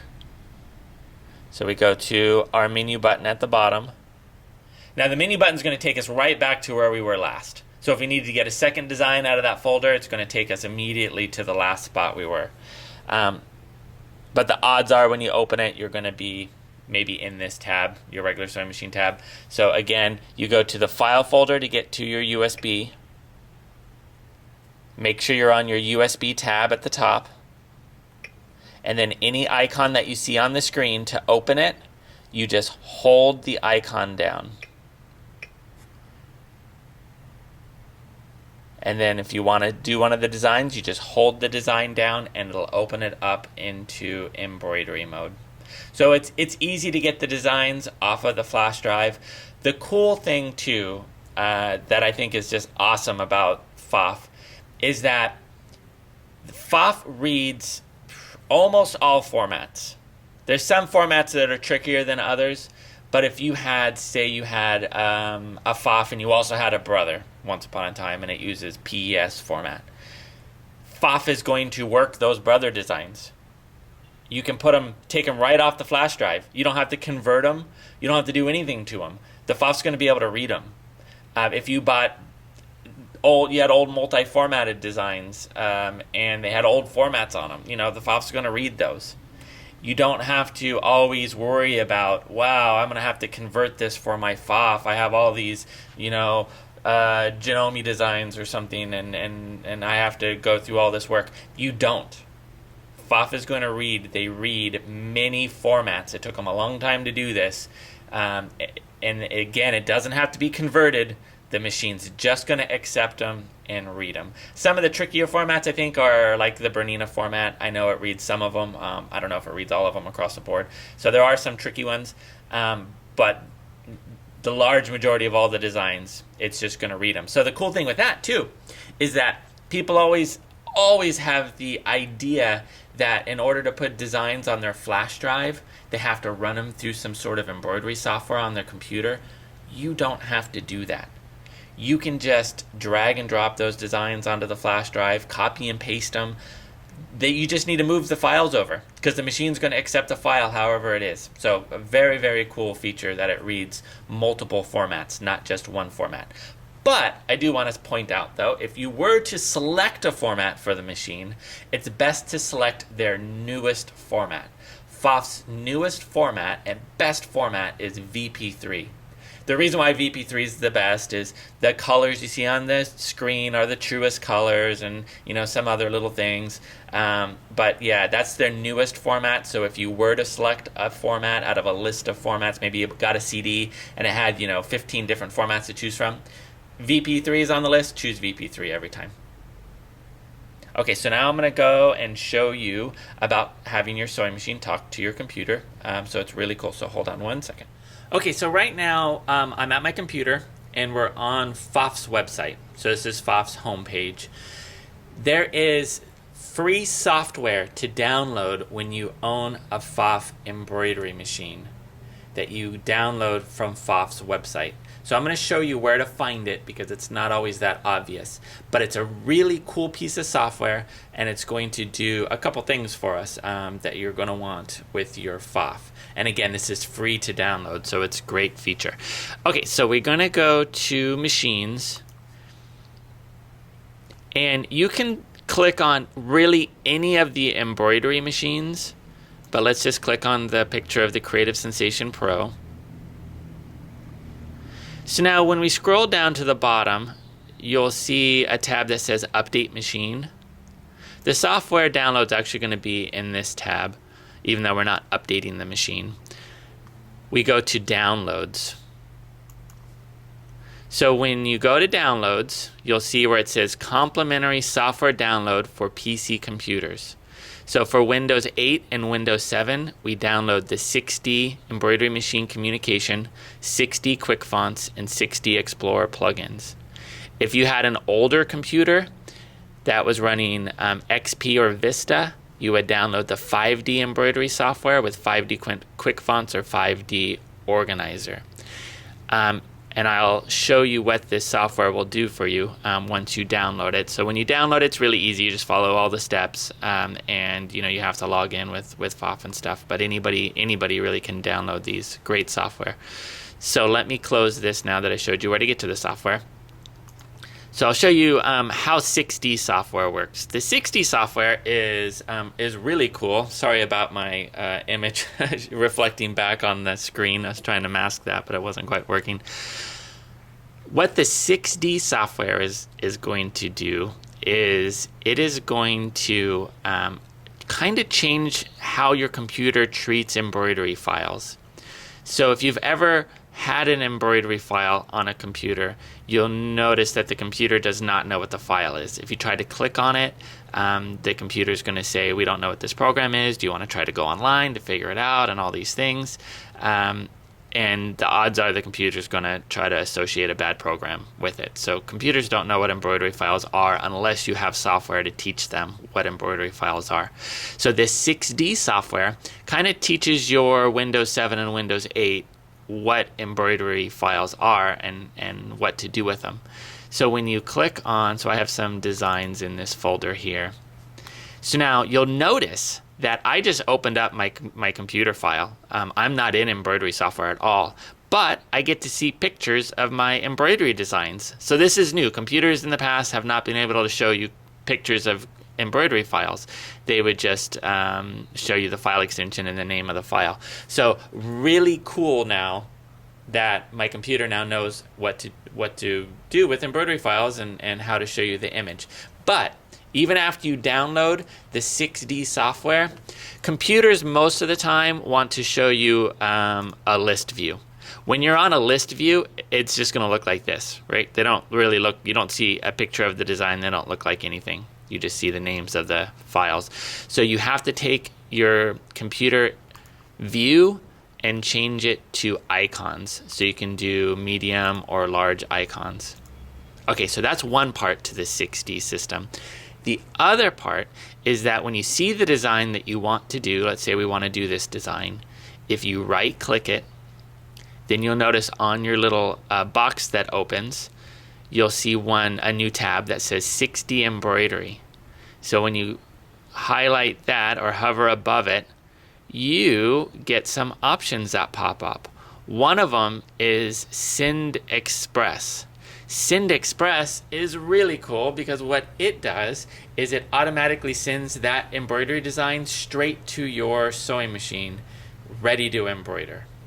So let me back the camera up and I'll try to get the machine in the view and show you that. Okay, so I'm going to right-click the design that I want to embroider on my sewing machine. Then I go to the 6D and click Send Express. And could you see what happened on the machine? It instantly appeared on the embroidery screen, ready to embroider. So let me drag this down, I'll show you again. I'll just pick a different design. Let's say we want to do this, maybe the funny little camel here. So we right click, 6D embroidery, Send Express. Did you see it? Came right on the screen, ready to embroider. Isn't that awesome? You don't even have to use a flash drive if you don't want to. If you have your computer in the same room as your sewing machine and you've downloaded a design off of myembroideries.com or wherever, and it's on your computer, you can see the design on your computer so you know which one you're working with. You can right click, hit Send Express, and it's instantly on your machine ready to embroider. It does not get any easier than that. Awesome, awesome feature. So that's how the 6D embroidery that you download free works. I'm going to show you a couple things, how you can actually get into your computer from your sewing machine. But I want to show you a few other things with the 6D embroidery system, because when you download the 6D embroidery, Not only do you get the quick fonts, which I'm not going to show you too much about that because you can play with that yourself, but quick fonts is a font digitizing program. So you're not limited just to the fonts that are in the machine. You can work with just hundreds of word processing fonts that are in your computer. So using the quick fonts that it downloads when you download the 6D. Also, there's a whole slew of free designs that you get just for downloading this free software. So I'm going to move the camera so you can see the computer a little bit better, and I'll show you where those free designs live. Okay, to get to the free design, so once you've downloaded your 6D system, you're going to find your free designs in your documents. So you'll notice that I have a folder called 6D that's in documents. You'll notice I have My Designs. My Designs is just a folder they give you so that if you download designs, you can put all the downloaded designs in one location on your computer. So you can decide to put them all into the My Design folder. That way you always know where your designs are and they're just not randomly hidden in your computer. So that's going to be empty right now. But if you go to Samples, that is where your free designs are. So 6D Explorer, click on that. Stitch, click on that folder. All right, you can see the different folders of free designs. So let's see here. So we got some toy designs. We got people. Animals, I think. No, these are different ones than what we were playing with. Flower designs, frames and borders. These are great for quilt labels. These guys right here.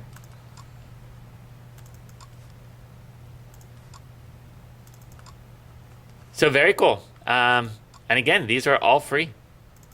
Anybody can get these, really. Don't even have to own the machine. You can just go to the Pfaff's website and download this.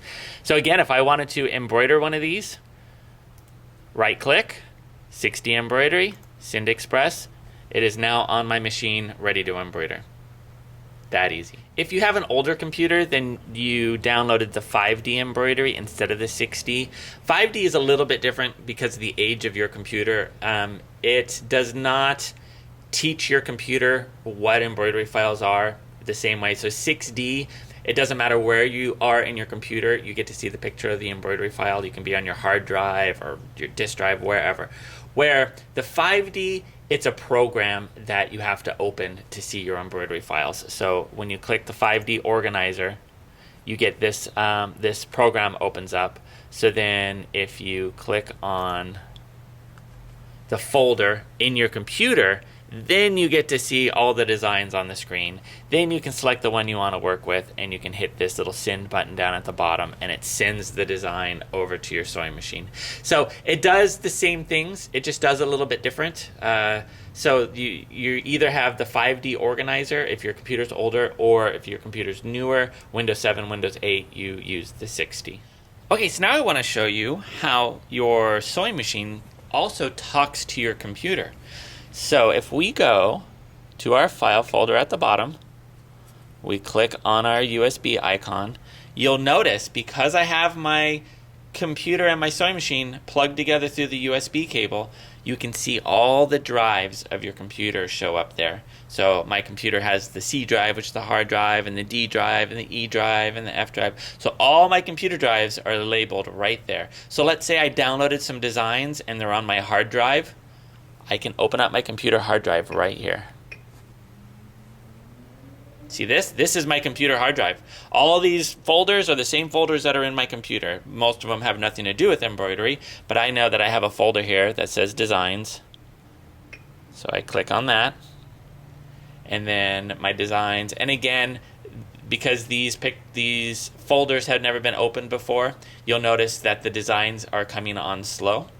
But again, the machine has memory. So next time I open up this folder, the designs are going to come up really, really fast. So again, I'm getting to my computer through my sewing machine.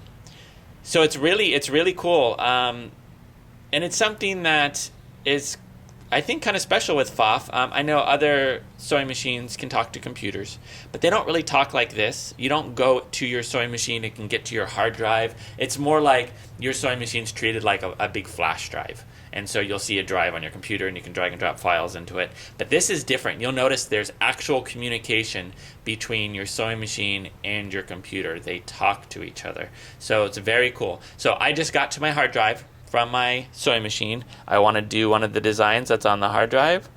I just click it there and it's going to take the design right off the computer and I'm ready to go. So you can see all the different ways that this is done. So it's really, I think it's one of the easiest ways to get the designs into your machine is if you have a computer in the same room as your sewing machine and you're just shooting them over. You can do it all day long, really easy. Your designs are going to live on your computer, so you're not going to lose them. You don't have to worry about your flash drive. Yeah, it's really, really cool. What I want to show you now is I want to show you back on the computer what happens if you get a design, maybe from a friend. You guys are sharing designs with each other, and their format is weird, and for whatever reason, your machine won't run that format. It's easy to fix. I'll show you exactly how it's done with this free software. Okay, so I have a few designs on my desktop here that are brother designs, PS designs. So let me open those up. And again, the computer is going to show me a picture of the designs because it knows exactly what these designs are. So then if I right-click it and I go to 60 embroidery, see how on this list one of them says convert? I click on that. Then what's going to happen, you're going to get a little pop-up in a second. It is going to convert that PES design to VP3, Pfaff's newest format. It's going to ask you where you want the converted design to go, and I'm going to put it right on my desktop. Also really cool is it says add trim commands. You see that? If you have an old design, it may not cut your jump stitches. So the machine, when it embroiders, it cuts all the jump stitches, it removes them all automatically. Older designs, they don't have the information in the design to do that. So if you run it through your 6D software and you click convert and you resave it, it'll add the trim command, so it'll take out all those jump stitches. Okay, so then once we know where the design is going to go, we just hit OK. It has now converted that design. That design just popped up on my desktop way up here in the corner. And then what I can do here is I can just right-click, send express, send it over to the machine. So for these are, again, if you have designs that are maybe glitchy, the format just doesn't seem to work right, you just go to your computer, right-click, go to 6D embroidery, and go to convert, and then it'll reconvert that design over to the VP3, and everything's going to work great after that. So again, this is free software, which is awesome. You don't have to pay for it, and it does a lot of really cool things for your computer. Similar softwares in the industry. There was one company that was here trying to sell it. Don't want to say the name of the company, started with an F. They had something that was really basic, something that would take your PC computer and let it see the image of the embroidery file, just like this is doing, and it cost $100. And it didn't even do half of what this software does. So really cool. Anybody can use it on their computers. Anybody who has embroidery files on their computer can get this, and you'll be able to see the pictures of your embroidery files right from your computer. So really cool. Well, I hope you enjoyed the class on the Pfaff Creative Sensation Pro embroidery. There's other information you're going to need to know when you're embroidering, of course, and I would tell you, talk to your local dealers if you're not familiar with embroidery already. There's a lot. There's different stabilizers used for different kinds of fabric. Your most commonly used stabilizer is probably going to be your medium weight tearaway, but that is not it. There's a lot of other stabilizers for when you're working with knits, fusible stabilizers, and it's too much to cover in these videos to teach you all the ins and outs of stabilizer. But good quality stabilizer is great. I really like the Pfaff's brand of stabilizer. It's called Inspira. You can get it at any of the dealerships that sell Pfaff. They're great because they're as good as any of the other brands of stabilizer, but they're way more affordable. Really good stabilizer. Also, too, embroidery thread, when you're embroidering on your machine, you're going to be working with 40 weight embroidery thread. That's the standard. There's lots of different brands out there, a lot of good, some not so good. Probably my least favorite embroidery thread is the most commonly purchased, which is sulky. There's so much other better embroidery thread out there. Madeira's great, Robinson Anton's great. There's a lot of good ones. Your embroidery bobbin thread is something you need to learn about too. It's not just regular thread, it is a special embroidery bobbin thread. Now you can wind your own, which is fine. I don't. I use pre-wounds exclusively for embroidery.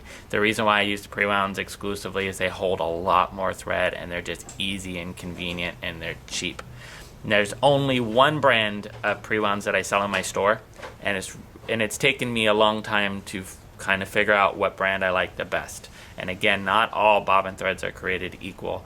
There's a few that I usually tell people to avoid. I'm not going to tell you who they are really on this because I don't want to bash other brands, but the brand that I like and I endorse is Filtech bobbins.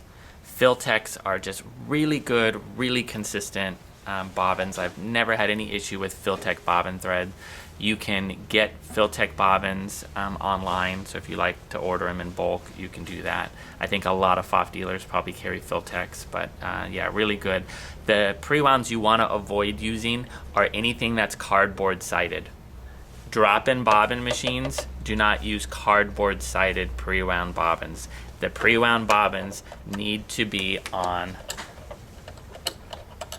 a plastic bobbin. So if they're cardboard sided, again, don't use them. Those are only for front loader machines. And if you want to look up any information on Filtech bobbins, it's spelled FIL-TEC, Filtech. So if you're not familiar with embroidery, I would say spend time with your dealer. They're going to get you set up the right way with embroidery. And that's it. Have fun playing. That's the big thing with embroidery is just get in there, be creative, play, get familiar with your machine. Don't be afraid of it. They're wonderful machines. They're not going to break down because you did something wrong. They're pretty foolproof. So I hope you enjoyed the class.